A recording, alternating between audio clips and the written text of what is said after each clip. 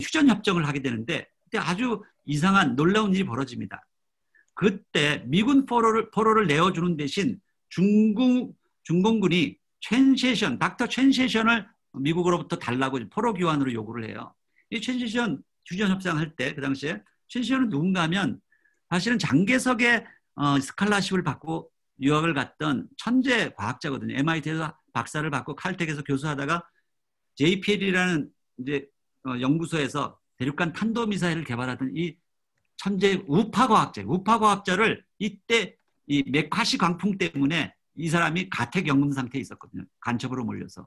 이 첸세션이 졸지에 중공으로 끌려 들어가서 소위 중국의 원자탄 64년도, 수소탄 67년도, 인공위성 70년도 양탄 일성의 개발을 하는 아버지가 됩니다. 양탄 일성의 아버지가 돼요. 그래서 중국이 이제 그때부터 완전히 이제 새로운 역사를 쓰게 되는데 중국이 60년도 초반에 그 대약진 운동하면서 그 핵 개발을 하는 것 이제 그 첸시전을 통해서 핵 개발하는 걸 알고 그 당시 유엔이 핵 보유국이었던 미 영소를 중심으로 해서 엄청나게 생션 지금 북한이 받았던 것 그 훨씬 이상의 생션을 가합니다. 그래서 막 수천만 명이 굶어 죽잖아요.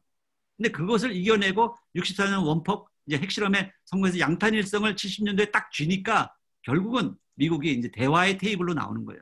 NPT에 가입시키고 이제 대만을 쳐내고 이제 중국을 유엔 상임이사국으로 하고 그리고 71년도에 닉슨이 데탕트 핑퐁 외교를 시작하는 것입니다. 그러다가 이제 워터게이트로 물러나고 그러다가 뭐 우여곡절 끝에 나중에 이제 카터가 79년도 한 10년 만에 그러니까 이걸 이해를 하셔야 되는데 이제 2018년도 11월 29일 날 김정은이 그 양탄일성 그러니까 핵무력 완성 선언을 합니다. 그리고 나서 지금 이제 우리가 한 3년 지난 거예요.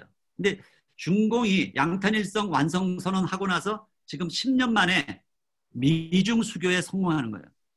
그때 김일성이 그 자기도 같이 북미 수교를 하고 싶어서 굉장히 이제 애를 쓰고 그 당시에 노동신문에 미국을 욕하는 기사가 다 사라지고 카터를 막 치켜 세우는 그런 기사들이 이제 도배를 하는데 카터가 재임에 성공했으면 그때 거기서 이제 끝납니다. 사실은 이제 북미 수교까지 일어날 수 있었는데 이제 카터가 레이건에게 이제 밀리게 되는 거죠. 그러면서 이제 기회가 한번 사라지고 클린턴 때 두 번째 북미 수교를 시도했고 지금 김정은 트럼프가 이제 3차 시도를 하는 셈입니다. 그런 가운데 우리 역사가 흘러가고 있는데 이 중국이 이 핵실험, 핵 양탄일성을 쥐고 나서 어떻게 변해왔는가를 이해하는 것이 굉장히 중요하다. 그것이 이제 북한을 이해하는 데 굉장히 중요한 부분이고요.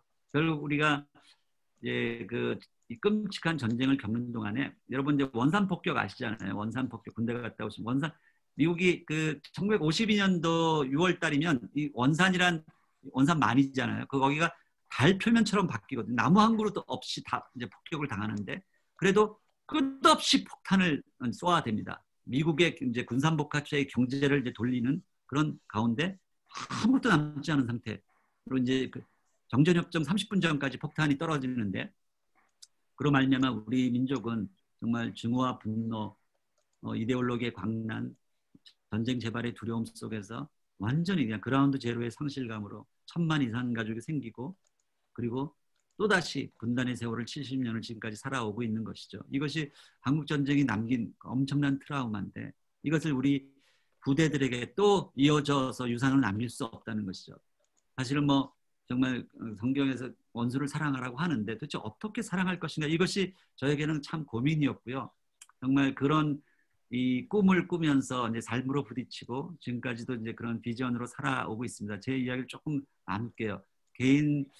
제가 개인적으로 보면 지난 25년을 중국의 연명각에 대해서 한 10년 조선족들을 가르쳤고 난 또 2003년도부터 평양을 다니는 평양각에 대해서 우리 평양에 있는 북한 우리 아이들을 가르쳤고요. 지금 한동대에서 가르치고 있는데 이게 제 대학 들어가던 시절이고 그 당시 뭐 다 아시다시피 엄청난 그 데모와 그런 속에서 뭐 살지 않았습니까? 근데 정말 저는 뭐 그 당시 문학 소년을 꿈꾸고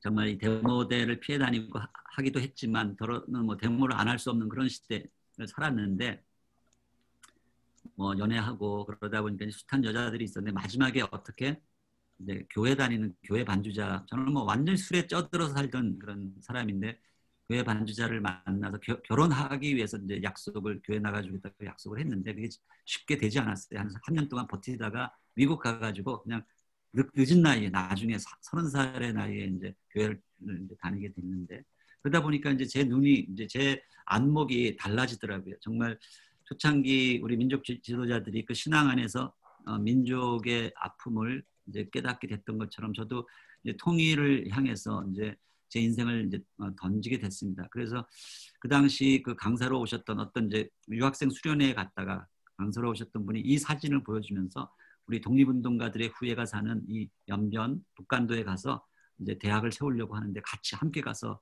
싸울 이 독립투사들을 찾으러 왔다. 뭐 그런 그 강연을 듣고 제가 이제 헌신을 했고요. 그래서 정말 제 아내를 한 3년 동안 설득을 했어요. 제 아내는 이제 너무 놀래가지고 그 남편이 교회 다니기를 그렇게 원했던 사람이지만 막 엉엉 울고 난리가 났어요. 그 당시 중국은 뭐 지금의 평양보다 훨씬 못했기 때문에 내가 교회 가자 그랬죠. 근데 중국 가자 그랬냐면서 그다음 이제 그 당시 보스턴 대학 나와서 세종문화회관에서 자기 오르간 독주회하면서 이제 자기 인생 커리어를 쌓아가던 사람이었는데 결국은 이제 독립운동가의 아내로 결국 이제 북한도를 향해 떠났습니다. 그래서 한 10년 동안 열심히 그 대학 연명가기들을 일구었고요.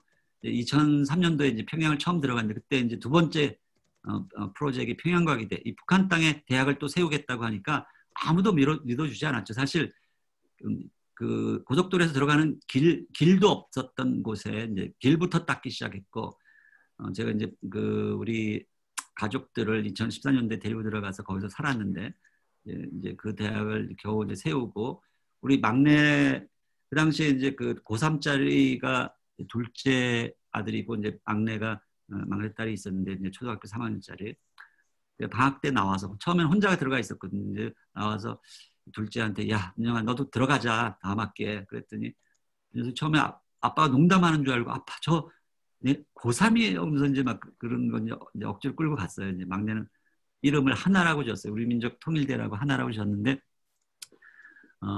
이 아이가 들어가 보니까 참 평양은요 지금도 북한 땅은 통일에 대한 염원으로 가득한 곳입니다. 우리 어렸을 때 우리의 소원 통일 부르고 자랐고 통일 포스터 그리고 자랐는데 지금 우리 젊은 세대들은 통일에 대한 꿈을 다 잃어버렸거든요. 근데 북한은 여전히 통일에 대한 꿈을 이제 안고 있는 그런 나라고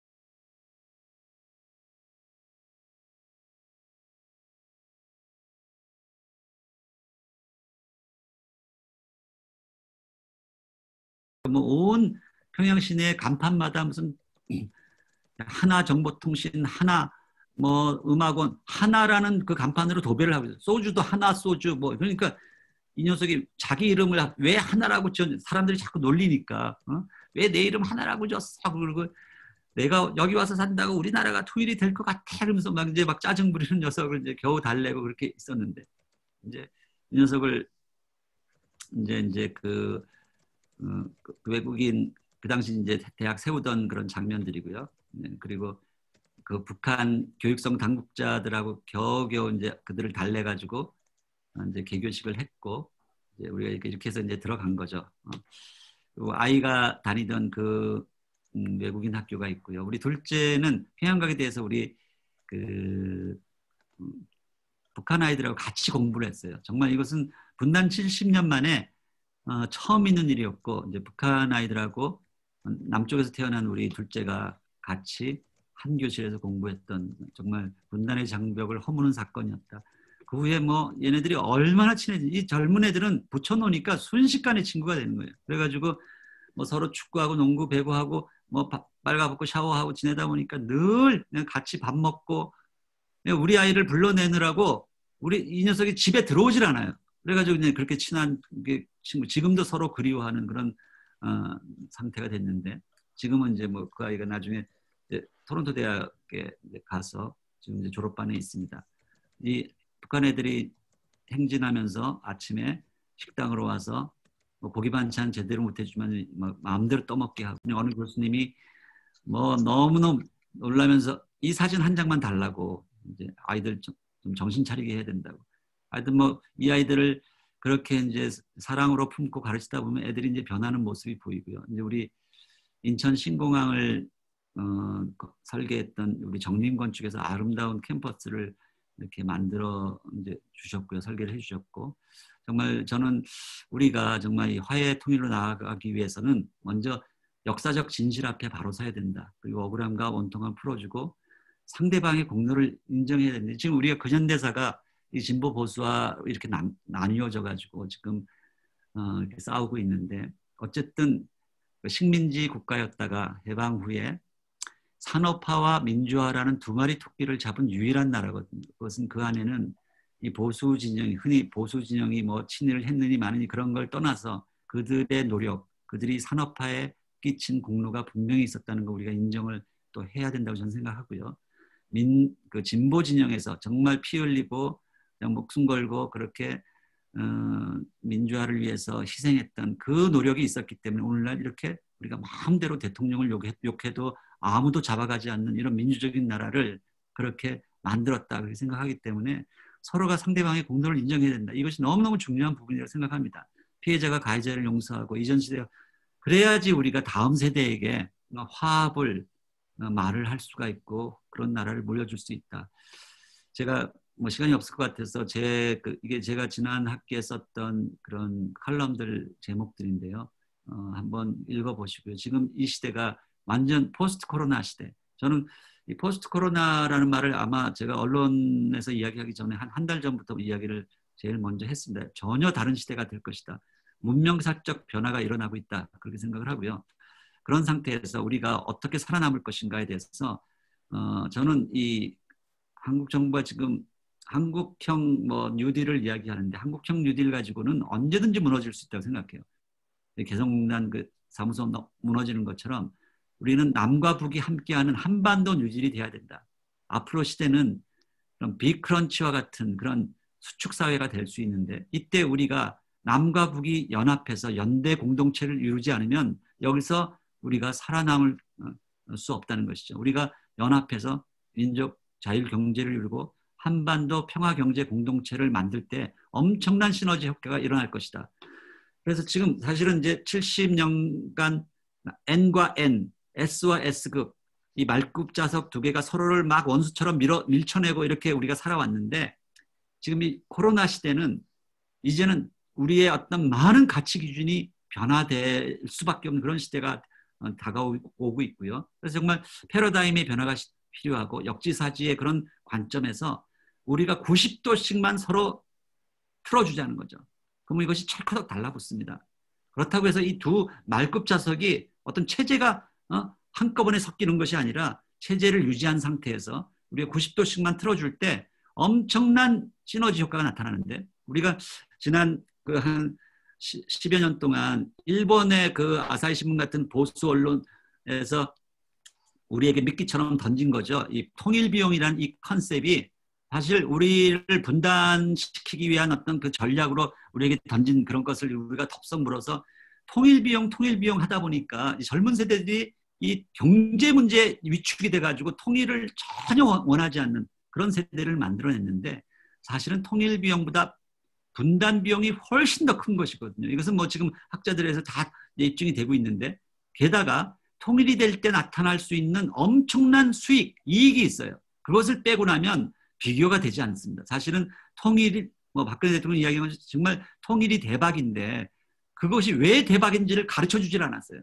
통일한국이 됐을 때 우리가 어떤 나라가 될 것인지 영국 이상의 그리고 거의 1억에 육박하는 그런 대국이 될 뿐 아니라 뭐 북한의 지하자원의 그 엄청난 가치, 노동력과 기술력의 결합으로서 4차 산업 경쟁력 강화가 되고 정말 지금 젊은이들의 가장 큰 문제, 일자리 문제가 정말 근본적으로 해결될 수 있는 문제가 이제 이 남과 북의 연합이라고 생각을 하고요.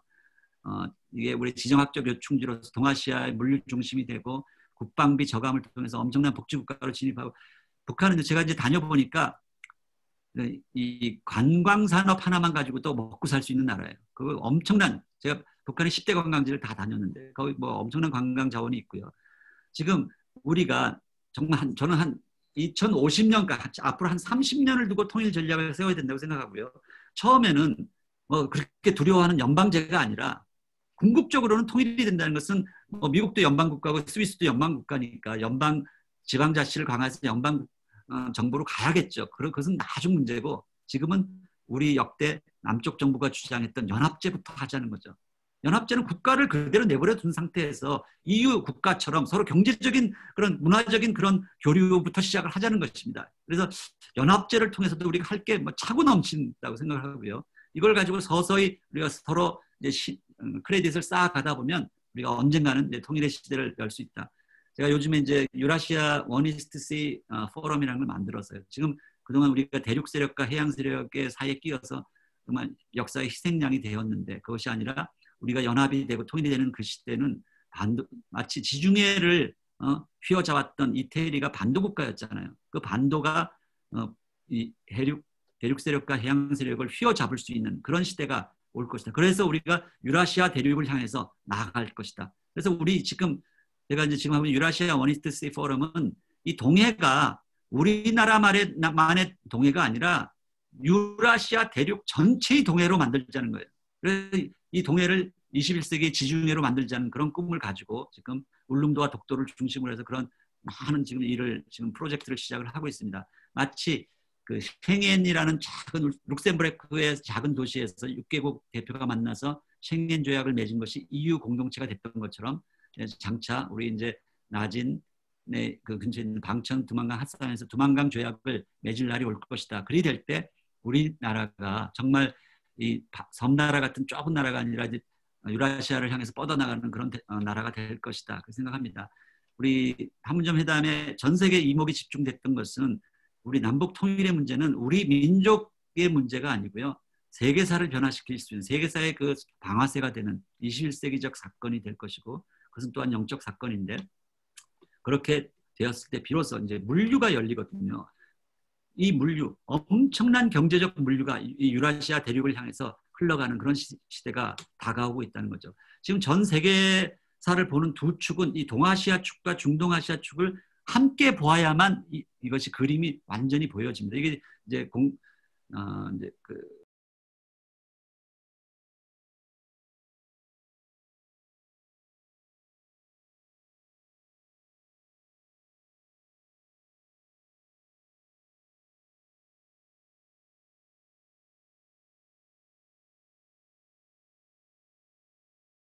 공시적 그런 안목인데요. 사실은 이 두 축이 정말 연동돼서 이렇게 함께 수레바퀴처럼 굴러가고 있습니다. 그래서 지금 지금 미국 대선이 아직도 혼전 상태고 지금 뭐 트럼프가 자기 2기 정부 준비한다고 뭐 국민묘지에 가서 헌화하고 그러고 있는데 이것이 뭐 바이든으로 이제 정리가 된다 할지라도 이것이 그냥 간단하게 트럼프의 이 문제가 간단하게 끝나지 않는다고 생각합니다. 저는 뭐 시간이 없어서 지금 말씀을 못 드리는데 이 트럼프와 바이든 그러니까 바이든 진영의 민주당 정부는 실제로 그 뒤를 밀고 있는 모든 그 이제 뉴욕 타임스나 워싱턴 포스트나 MBC 같은 그런 그 매스컴들 그 뒤에는 금융자본 또 그 유대자본이 갖고 있는 소위 세속적 유대인들이 꽉 쥐고 있는 미국 사회의 그 주류가 있는데 트럼프가 처음으로 그와 같은 그 미국 사회 주류에게 맞서는 대통령이 되었었거든요. 그래서 이것은 근데 트럼프는 또 누군가 트럼프가 지지하는 것은 그 이스라엘 안에 있는 시오니스트 같은 그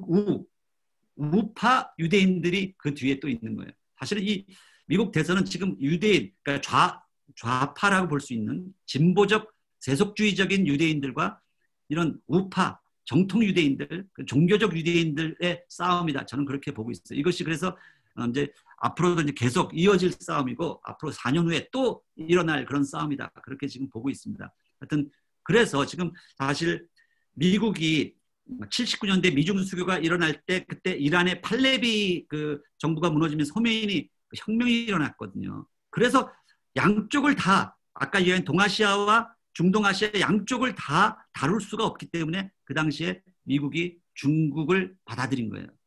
그러니까 이 중동 사태와 우리 동아시아 이 남북 관계는 깊은 관계를 갖고 있습니다.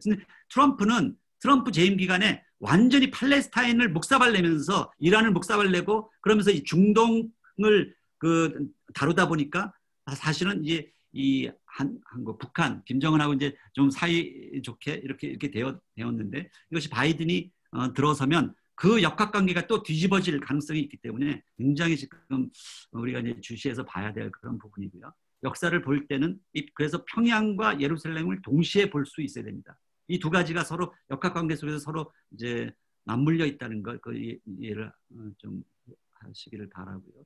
우리 평양 가게 돼 우리 제가 가르치던 아이들입니다. 정말 제가 지금 못 들어가서 정말 애들 생각하면 너무 가슴이 아픈데 시간이 너무 지났네요. 제가 한 3분 아까 한 40분에 시작을 했으니까 지금 1시간을 지금 초과한 셈인데요.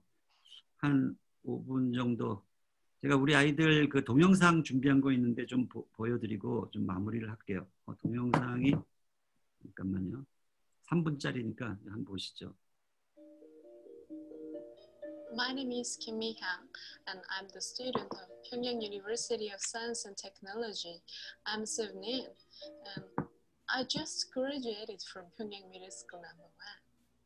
1. And I'm studying English. I'm a freshman of this university.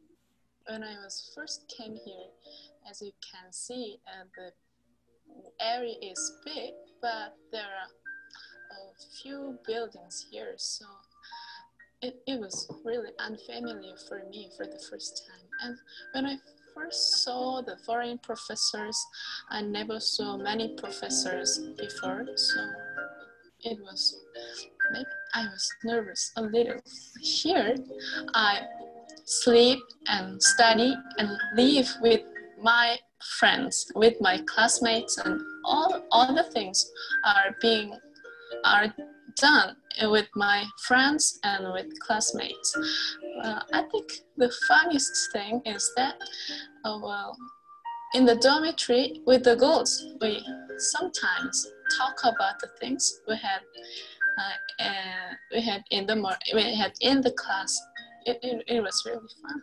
If we have free time, we can do everything. But the sport, I like sport, and so sometimes we go out to play volleyball, and sometimes we can play badminton, mini badminton. This badminton is kind of special badminton. Maybe, did you see it? Yes, maybe sometime we can see it here. Because I like biology, I want to be a doctor in the future. So, I hope so. I know here, 터장국. Here also there is 터장 soup. I don't know in English, but my mom made it especially delicious for me. And every time I eat 터장 soup, I always miss my mom. In our country, there is a speech like this. Well, I don't know exactly in English. 자기 땅에 발 붙이고 눈은 세계를 보라. 이런. So here, maybe in the future, maybe next year, I could see the science of the world. Then I could say thank you very much for realizing my dream to my motherland.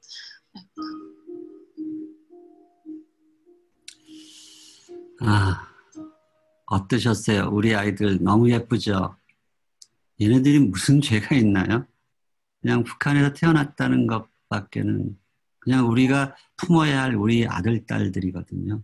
정말 이 아이들 생각할 때마다 저는 아침마다 눈물이 나는데, 북한에 태어난 아이, 우리 이제 가운데 우리 아들이고, 동갑내기 셋이서 같이 찍었는데, 저는 제가 꿈꾸는 제 처음에 이제 연변 들어갈 때 꿈꾸었던 게 이런 이 화살의 비전입니다. 우리가 주몽의 후예들, 활 쏘는 민족 아닙니까?